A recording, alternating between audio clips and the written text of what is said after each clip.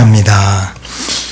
우리가 볼 때에는 영적으로 꽤 성숙해 보이고 또 믿음과 신앙이 굉장히 경건하고 좋아 보이는 사람도 그 사람일지라도 때로는 실수도 하고 잘못할 수도 있습니다. 이것이 오늘 본문에 등장하는 아브라함이 전해주는 메시지입니다. 오늘 아브라함과 사례를 보면 이들에게 믿음이 있었습니다. 그리고 그 믿음이 있었음에도 불구하고 또 그 믿음이 얼마나 위대한 믿음이었습니까? 우리가 전장에서 15장에 보면 아브라함이 정말 상상할 수 없는 하나님의 임재, 능력, 권능을 체험하지 않습니까? 본인이 손수 준비한 하나님과 언약을 맺었고 그 언약의 증거로 손수 준비한 동물의 배를 갈라서 두 쪽을 내가지고 그걸 양길가에 놔두고 그 동물의 사체 가운데로 하나님의 햇불이 임하는 것을 보게 되었습니다. 굉장히 놀라운 영적 체험이죠. 마치 우리가 요즘 말로 기적을 체험한 거죠. 그런 놀라운 은혜를 체험하고 영적인 어떤 깊은 확신을 가지고 믿음의 유전인 자, 믿음의 DNA를 그 마음속에 뼈저리게 경험을 하고 이제는 믿음이 없이는 살 수가 없는 사람, 이제 그런 사람이 되지 않았습니까? 그런 영적인 깊은 체험을 했어요. 이렇게 놀랍도록 하나님과 언약을 맺고 그 언약의 사람으로 살리라고 다짐을 했음에도 불구하고 또 그 확신은 내게 있는 것이 아니었고 하나님이 주신 거였어요.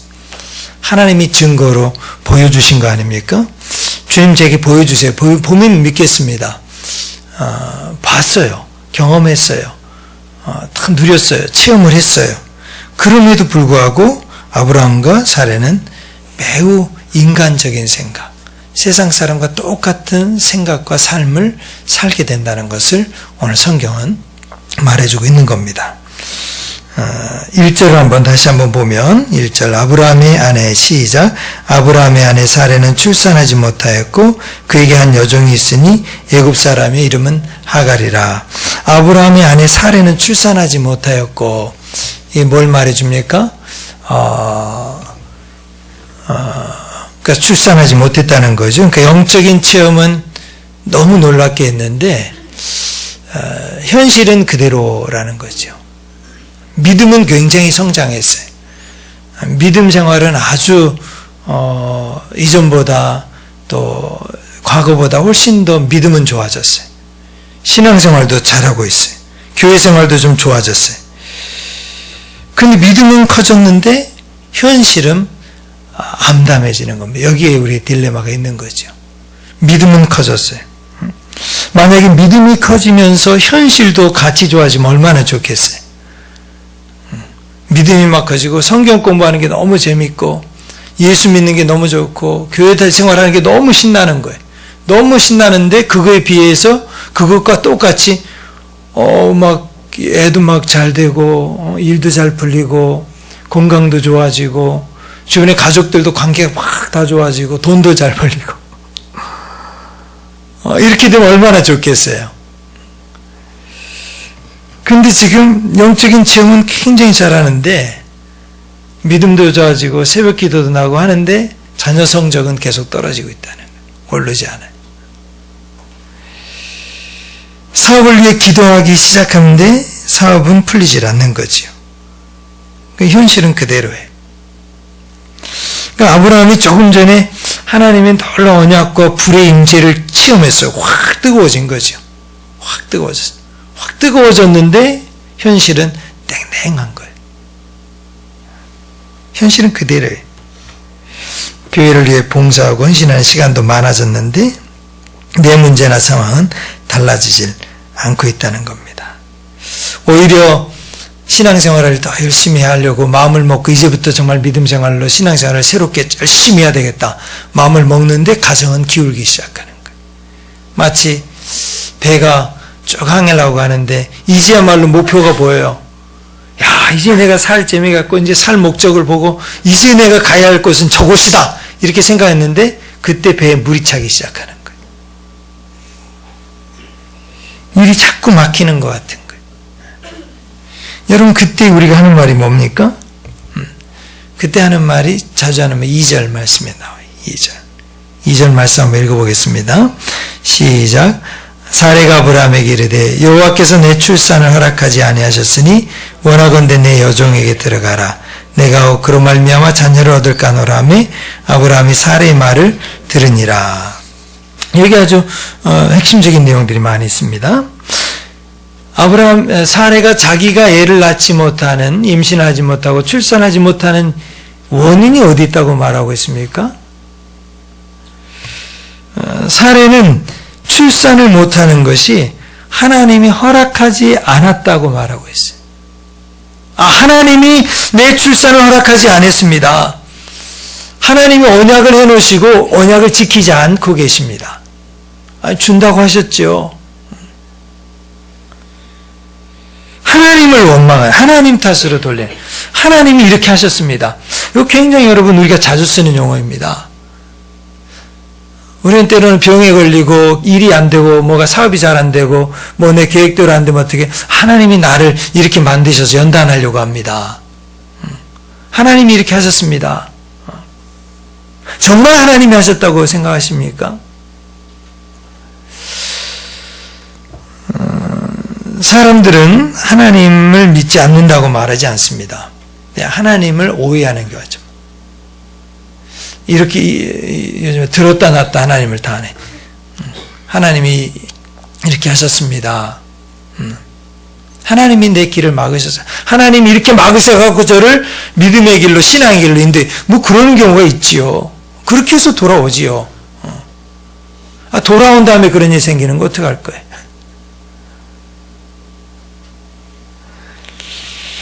제가 선교지에서 아이가 없이 선교사 일을 하니까 제 아내하고 제가 얼마나 열심히 두 사람이 선교 생활을 했는지 몰라요. 선교지에서 정말 왜냐면 애가 없으니까 둘이서 열심히 뛰었죠. 그래서 저를 선교지를 안내해주고 도움을 줬던, 지금은 순교하셨죠.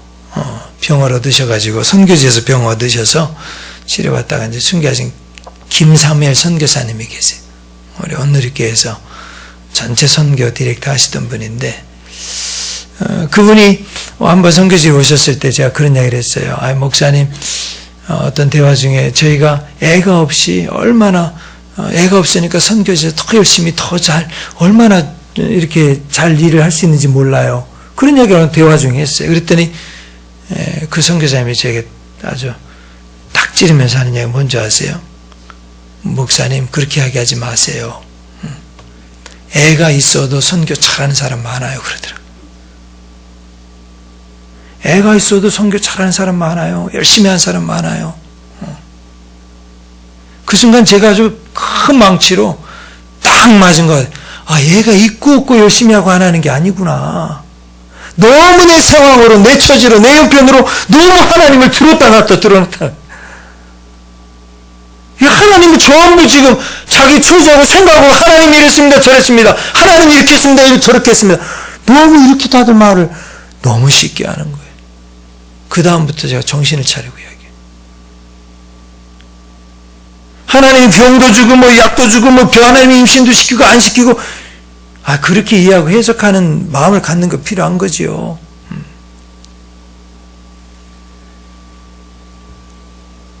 우리는 너무나 하나님을 내 입술에서, 내 말 속에, 내 혀 속에서 하나님을 여기서 왔다 갔다를 너무 많이 해요. 여기서. 자신의 감정과 기분과 상황에 따라서 하나님을 이렇게 저렇게 말하기를 너무나 쉽게 한다는 거죠. 여러분, 사실 사레에게 출산을 허락하지 아니하신 분이 하나님이십니까? 하나님은 허락하셨어요. 하나님 허락하셨어요. 약속하셨어요. 약속한 것을 이루시겠다고 어떻게 해서 반드시 하려, 나는 반드시 하려.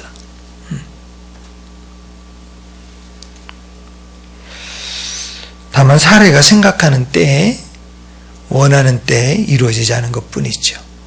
어쩌면 하나님은 우리의 그런 때와 시간을 다 줬는데 우리는 다 놓쳐버린 것일 수 있어요. 다 지나쳐버린 거죠. 아니 앞으로 때가 있는데도 기다리지 못하고 조급하게 성급하게 서두르면서 스스로가 자기의 처지와 형편과 감정과 상황에 따라서 속단하고 결정하고 만 것뿐이지요. 그래놓고 어떻게 해요? 하나님이 이렇게 하셨습니다. 인도하셨습니다. 하나님이 이렇게 말했습니다. 하나님을 믿는다고 하면서도 믿음이 없을 때는 하나님의 방법을 오해하게 됩니다. 이해하지 못하지요. 하나님의 방법을 이해하지 못하는 거예요. 그러니까 하나님의 방법을 이해하지 못하니까 우리 인간적인 실수를 하게 되는 겁니다. 2절을 보면 여호와께서 내 출산을 허락하지 아니하셨습니다. 이렇게 말하고 내 여종에게 들어가라. 내가 그로 말미암아 자녀를 얻을까 하노라. 내 여종에게 들어가라. 사례가 했던 인간적인 실수는 뭡니까? 자신의 여종 하가를 통해서 자녀를 낳으려고 했던 것입니다. 이것은 사례 같지 않은 이 방법이 이상한 방법이 아니에요. 우리나라에서 시바지라는 그런 관습이 있었지 않았습니까?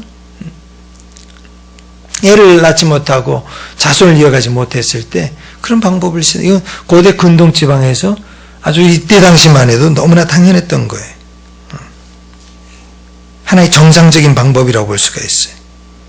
믿음, 지금 현재 아브라함과 사레가 하나님으로부터 약속을 받은 내 몸에서 날짜가 상속자가 되는 이 약속의 말씀이 없었다면, 이게 믿음이 없었다, 이 언약이 없었다면 이렇게 할 수 있는 거예요.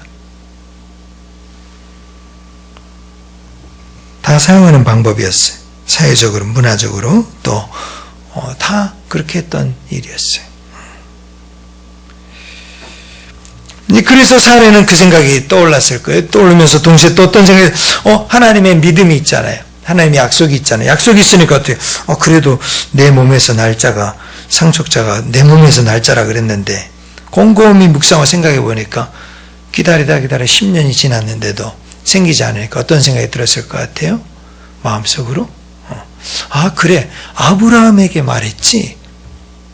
네 몸에서, 너와 사레의 몸에서라고 말하지 않고 내 몸에서 날짜가 내 상속가야 돼. 그러니까 사레로서는 어떻게 생각? 그래. 아브라함의 씨가 있으면 되는 거겠구나.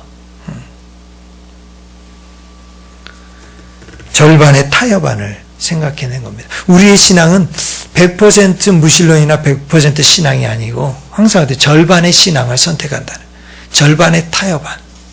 절반의 타협. 항상 그 절반의 영역을 내가 갖고 있어요. 말씀을 듣고, 말씀을 읽고 묵상을 하더라도 어떻게 해요? 꼭 절반의 신앙. 절반은 하나님의 말씀, 절반은 내 생각. 절반의 신앙.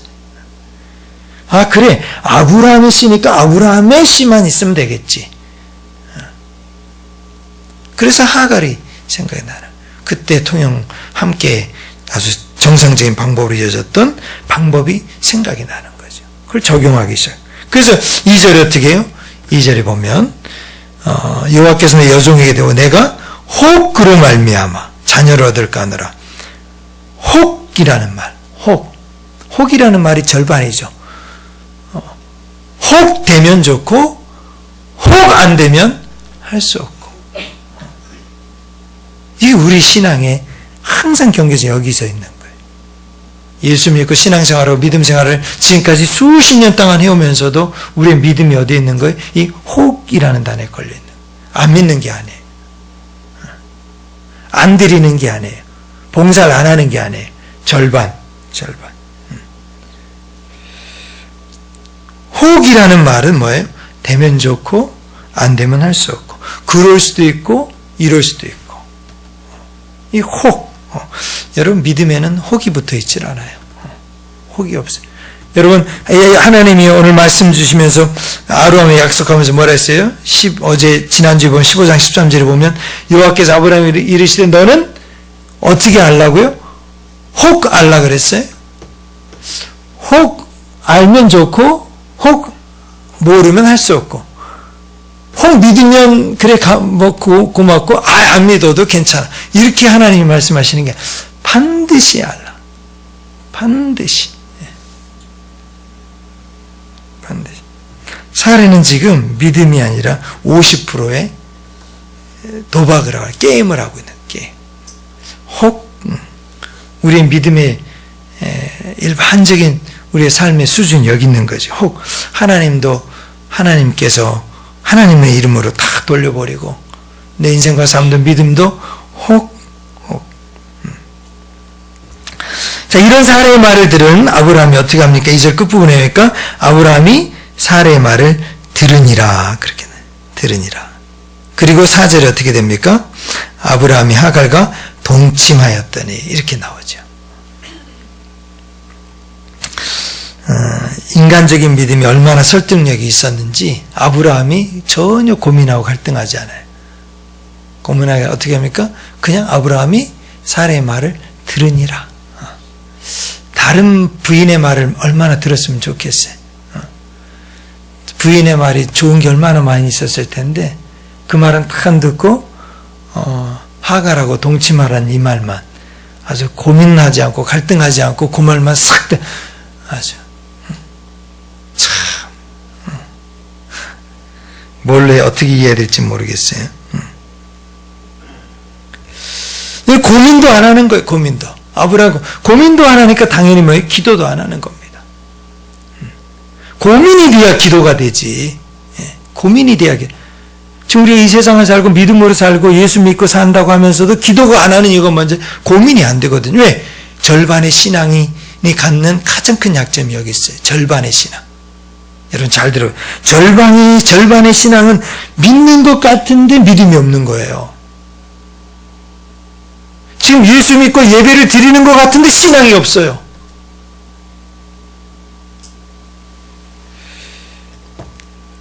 믿는 것 같은데 믿음이 없는 절반의 신앙의 특징이 세 가지가 있는데 첫째는 믿는다고 하면서 세상적인 방법을 쓰는데 전혀 갈등을 하지 않아요. 예수 믿는다고 하면서도 인간적인 방법, 세상적인 방법 똑같이 쓰면서도 전혀 갈등하잖아요. 남 속이거나 뭐하거나 왜 그 당시 문화나 이런 것에 이거는 뭐 당연히 이 세상 문화가 다 이런 건데 전혀 고민하지 않아요. 또 특징이 뭔지 아세요? 기도하지 않아요.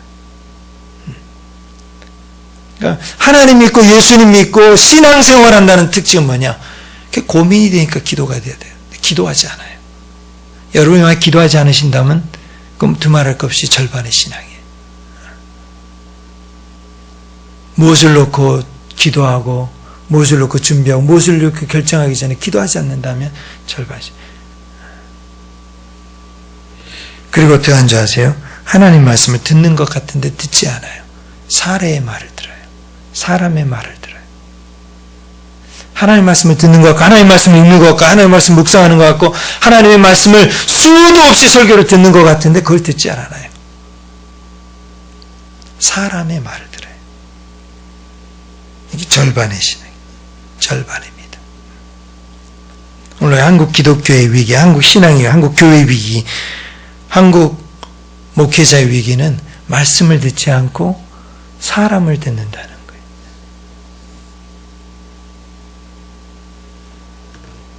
목회자들이나 교회 리더십들이 말씀을 읽고 말씀을 공부하고 말씀을 읽고 말씀을 듣질 않아요.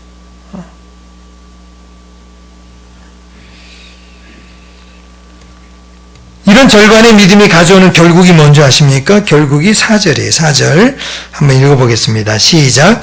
아브라함이 하갈과 동침하였더니 하갈이 임신하매 그가 자기 임신함을 알고 그의 여주인을 멸시한지라. 사례의 계획대로 됐습니다. 사례의 계획. 여러분 하나님은 우리의 계획과 생각을 무시하거나 못하게 만들지 않습니다. 하나님은 우리에게 자유의지를 주셨어요.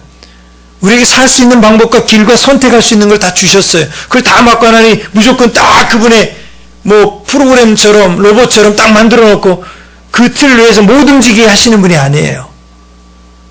사례에게 생각도 주고 의지도 주고 계획도 주고 마음도 주고 감정도 주고 다 줬어요. 그렇게 하라는 거지요. 그렇게 하라는 거지. 그렇게 해라. 근데 어떻게 됐습니까? 사라가 생각했던 대로 이루어졌어요. 어떻게? 애가 생겼어요.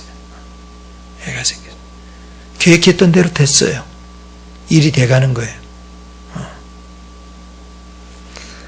사람의 생각과 계획들이 이루어지는 겁니다. 우리가 꾀를 쓰고 수를 쓰고 방법을 쓰고 인간적인 방법을 다 쓴다고 해서 하나님이 이 방법은 하나님 방법을 아니까 안 돼 하고서 맞고 망하게 하지 않아요. 그 방법대로 살게 만들어요. 이루어지게 만들어주세요. 근데 문제는 뭔지 아세요? 거기에 따른 부작용이 꼭 생기는 거예요. 목표한 대로 계획한 대로 일은 이루어졌는데 예상치 못한 일이 또 생기는 거예요. 그건 계획하지 않았던 거예요. 사람의 일이라는 건 그런 거예요. 우리가 하는 일이라는 거는 우리의 계획이 잘못된 게 아니에요.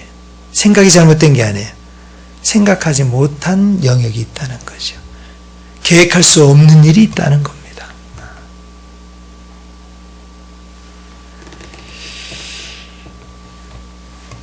또 다른 문제가 생겼어요. 무슨 문제예요? 하갈이 사례를 멸시하는 겁니다. 하갈은 다음 주에 좀 더 이야기하기로 하고요. 그 사례는 결국 어떻게 해요? 자기가 계획한 대로 일이 이루어졌는데 그 일을 자신이 포기해요. 자기의 계획과 뜻과 소망대로 이루어졌는데 그 계획을 자신이 포기해요. 내려놓을 수밖에 없어요. 버릴 수밖에 없어요. 그래서 하갈이 결국은 떠나갑니다. 결국 어떻게 됩니까? 사례의 계획과 도모와 생각은 그야말로 실패, 패배를 맛보게 되는 거죠. 우리 사랑하는 백성들 여러분, 오늘 저는 믿음의 사람 아브라함이 실패를 했어요. 사례도 실패를 했어요. 이 실패를 통해서 우리가 배울 수 있는 교훈은 뭘까요? 첫째는 절반의 신앙에서 우리가 온전한 신앙으로 성장해 가자. 그 절반의 경계선에서 기막히게 그 절반에서 하나님 믿는 믿음 고백 50, 내 생각, 내 계획, 내 감정, 내 상황, 내 처지를 보는 50. 그래 기막히게 그 사이에서 어떨 때는 하나님에게 푹푹 던졌다가 어떨 때는 내게로 쿡쿡 끌어왔다가 어떨 때 하나님이 하셨어요. 어떤 내가 했으면 어떨 땐 이게 했습니다. 아주 편안하게 혀로 입놀림하는 그 말의 생각을 하나님을 향한 신앙의 고백으로 바꿔나가자. 하나님을 향한 신앙의 고백으로. 여러분, 하나님께서 그 약속을 성취하시고 이루어 가실 때 우리에게 필요한 건 뭡니까? 조급해하지 않는 거죠. 인내심을 갖는 거죠. 기다리고 하나님을 바라보는 거지요. 그 사이에서 무슨 일이 일어나냐면 내 안에서는 끊임없는 불안과 두려움과 조급함이 막생 그 감정을 해소하기 위해서 우리는 어떻게 합니까?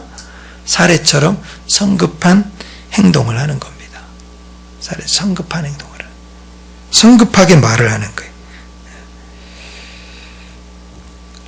절반은 기다리고 절반은 내가 행동하는 거지. 그랬을 때 우리가 생각하지 않았고 계획하지 않았던 일들과 그 일들의 그 속에서 우리는 아쉬움을 겪게 되는 거지요. 특별히 우리가 아브라함과 사례가 누구의 문제를 가지고 씨름했습니까? 자식의 문제를 가지고 씨름했죠. 그러니까 오늘 우리에게 좀 질문해봐요. 자식의 문제를 가지고 고민할 때, 저도 우리 자식의 문제를 갖고 제일 고민되는 자식의 문제지 않습니까? 내가 못 먹고, 내가 못 배우고, 내가 좀 못하는 건 괜찮은데, 내 자식이 그렇게 될 것을 생각하면 얼마나 마음이 아픕니까? 자식을 생각하면. 그러니까 아브라함과 사례가 자식의 문제를 가지고 씨름했던 것처럼 우리도 자식의 문제를 갖고 씨름할 땐 여러분 하나님께 맡기고 기다리십시오. 이게 우리에게 주는 메시지. 자식의 문제를 가지고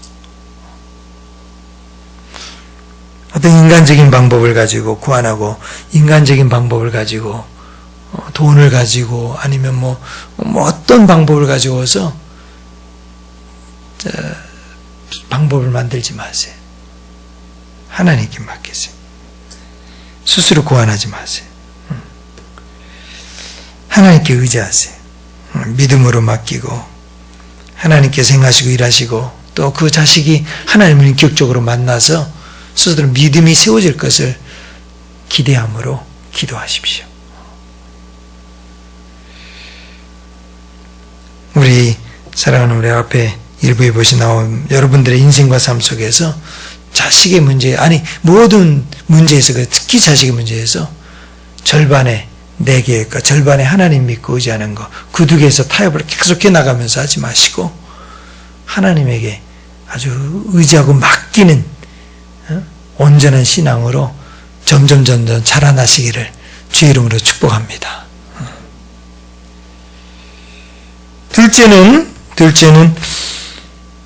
자기 자신에게 주어진 역할과 자리가 있다는 것을 기억해야 합니다. 모든 세상 속에서는 아브라함도 잘하려고 그랬죠. 사례도 잘하려고 그랬어요. 왜? 둘 다 자식을 원했잖아요. 그 기도 얼마나 많이 했겠어요. 얼마나 잘해보려고 그랬겠어요. 거기다가 하나님도 주시기로 약속하셨어요. 그죠? 하나님도 원하셨어요. 하나님이 원치 않으신 게 아니잖아요. 하나님이 허락하신 거지요. 이 세 개가 함께 이루어졌으면 얼마나 좋았겠어요. 근데 현실은 이 세 개가 아브라함과 사레와 하나님과 그 가정의 조건관계 싹 하나로 맞아서 딱 이루어지면 얼마나 좋겠어요. 근데 현실은 그렇지 않아요. 그때 어떻게 사레가 자신의 역할과 자리를 내어주는 거예요. 누구한테? 하갈한테 내준 거지요. 대화 하나님이 뺏어간 게 아니에요. 여러분의 사명과 비전과 꿈을 다른 사람이 뺏어간 게 아니에요. 우리 대부분이 다른 사람이 다 나를 뺏어갔다고 생각해요. 다른 사람이 내 것을 다 훔쳐갔다고 생각해요. 다른 사람이 나를 넘어지게 했다고 생각해요. 아니, 사례가 자신이 해야 될 역할과 자신의 자리와 자신이 마땅히 지켜야 될 일들을 못 지키고 내놓은 거예요. 왜 그걸 내죠? 왜 아브라함의 가슴에 다른 여자를 안기게 만들어줘요? 누가 그렇게 하라고 그랬어요?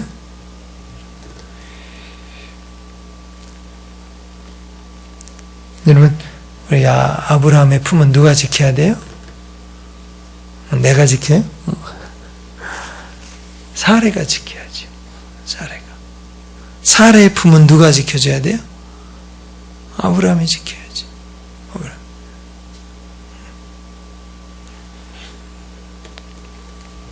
아브라함은 또 어때요? 아브라함은 사례의 말을 들어요.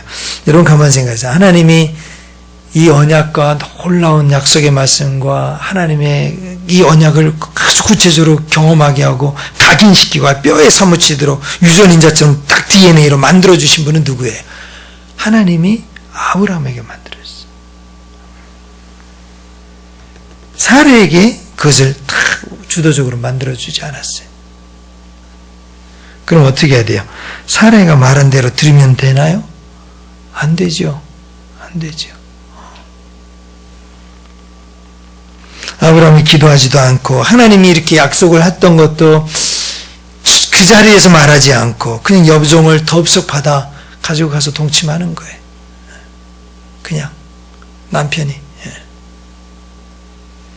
이때다 싶었나 보지요.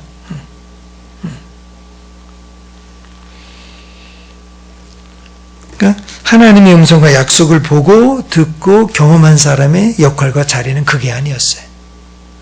그 자리가 있어요. 사례가 설령 이렇게 말한다 할지 혹 주시리라 한다 할지 여보 혹이 무슨 말이야.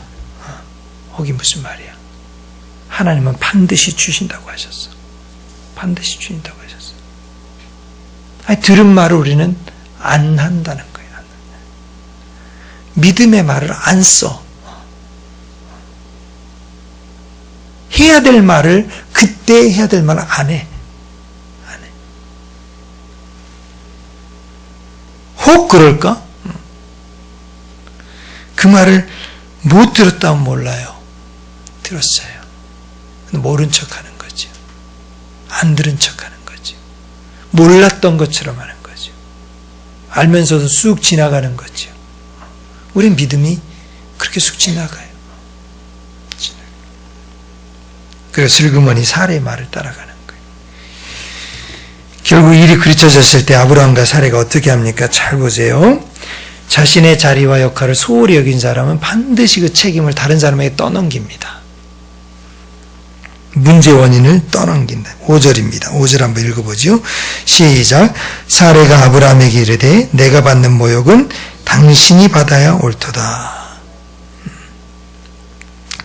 그러니까 결국 이 문제를 지금 여기까지 끌고 온 사람이 누군지 아세요? 누가 지금 화를 내고 있어요?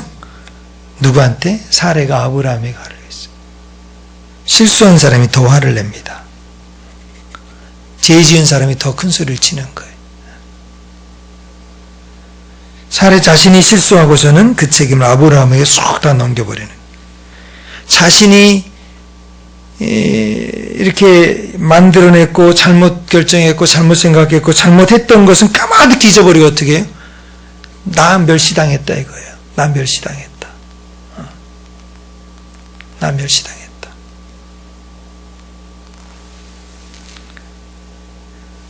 나 멸시당했다.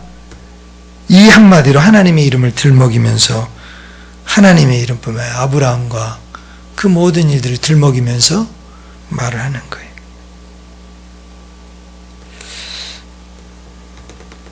거기다가 아브라함 어떻게 합니까? 아브라함 6절입니다. 6절 한번 보죠. 6절 시작.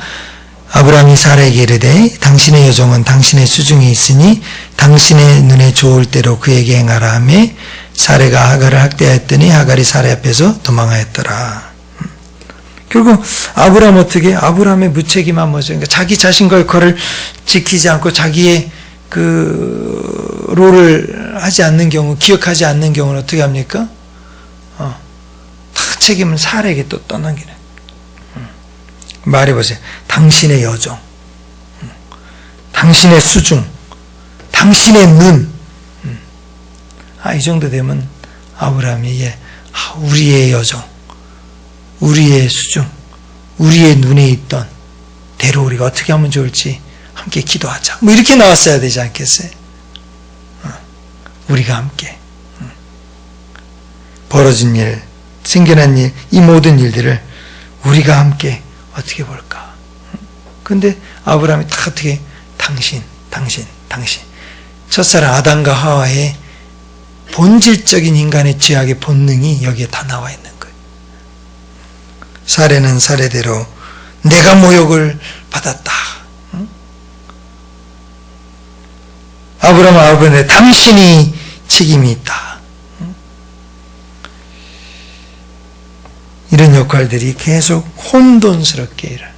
여러분 세상을 살아오면서 우리는 도둑질하면서도 어떻게 합니까? 세상이 나를 도둑질하게 만들었다라고 말해요. 술 먹고 음란한 일을 저지르면서도 술이 나를 그렇게 만들었다. 그렇게 이야기해요. 동성애를 남자가 여자가 돼 여자가 남자가 되면서도 성인자가 인자가 그런 욕구 본능이 그렇게 원래 돼 있었다. 그렇게 이야기를 해요. 이런 더럽고 추악한 일들이 일어나는 거예요. 추악한 일들. 폭탄 테러로 무거운 사람들을 총으로 쏴 죽이면서 사회적인 편견이 나를 이렇게 만들었다. 이렇게 말하는 거예요. 수많은 사람들을 죽여가면서 테러를 하면서 그렇게 이야기를 하는 거예요. 이게 자기의 역할과 자리를 기억하지 못하니까 다 책임을 의게 던지는 거예요. 다 다른 사람에 던지는 거예요. 이 사회가 세상이 날 이렇게 만들었다.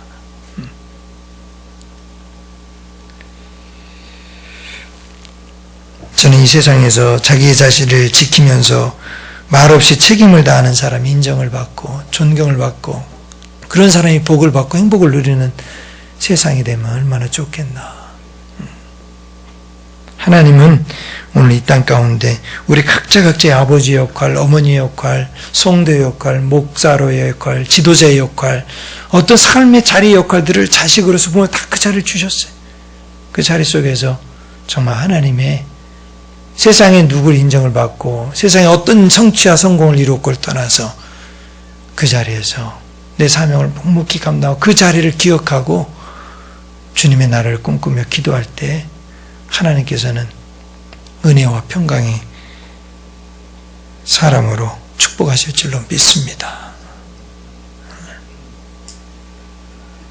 전가하지 마세요. 던지지 마세요.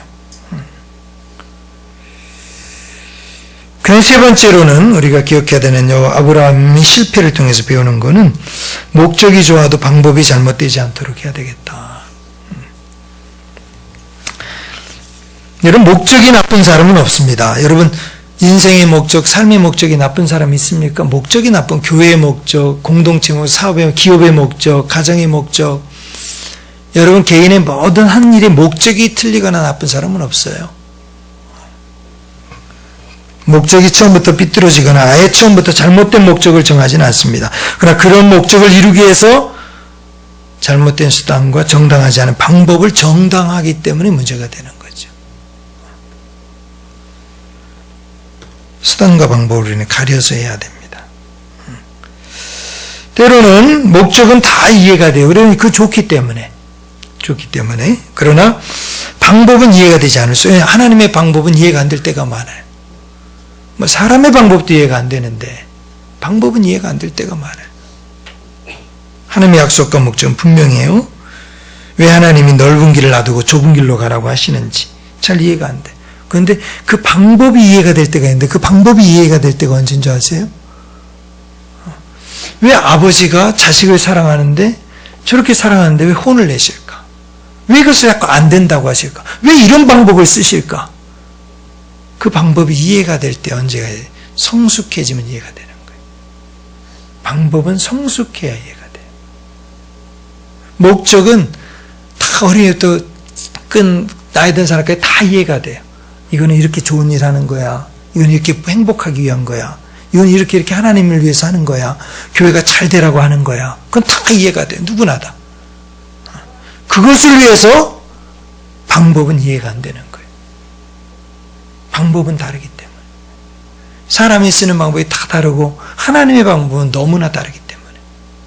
내가 방법이 이해가 될 때 언제 이해가 되는 줄 아세요?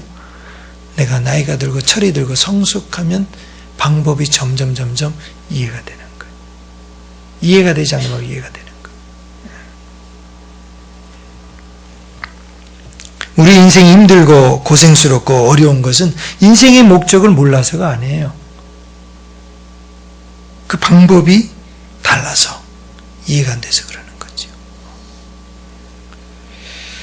우리가 살아가는 세상이 힘들고 어렵습니다. 그럴수록 우리는 이 세상의 방법이 이해가 안 되고 복잡한 게 많이 일어나요. 그 모든 방법 중에서 우리가 분명하게 기억할 것은 하나님 이것이 세상적인 방법, 인간적인 방법입니까? 하나님의 방법과 하나님의 말씀에서 정하신 믿음의 방법으로 내가 해가고 있는 겁니까? 그냥 무작정 목적이 좋으니까 이 방법 저 방법 그냥 세상에서 써도 되는 방법 안 써야 되는 방법을 다 그냥 동원해가지고 살아가는 인생이 아니라 할 수 있다면 우리는 반드시 하나님의 방법을 통해서 하나님의 선한 목적을 이루어가는 우리 모두가 될 수 있기를 주의 이름으로 축복합니다. 이것이 오늘 믿음의 조상 아브라함의 실패를 통해서 배우는 영적인 교훈입니다. 우리 인생과 삶 속에서 우리도 자식 문제로 쉽게 넘어질 수 있고 절반의 신앙인으로서 힘들고 어려운 세상을 살아가고 있습니다. 그래서 우리가 갖는 실수와 실패와 어려움을 다른 것으로 전가하고 정죄하고 비난하고 남의 것으로 다 던지지 말고 혹시 내 방법이 내 과정이 믿음으로 온전히 가고 있는지를 날마다 믿음으로 점검해 가면서 우리가 하나님의 이 믿음의 선한 싸움을 잘 싸워가는 우리 교회 우리 모두가 될 수 있기를 바랍니다. 함께 기도하겠습니다. 찬송하죠. 우리 함께 찬송하겠습니다.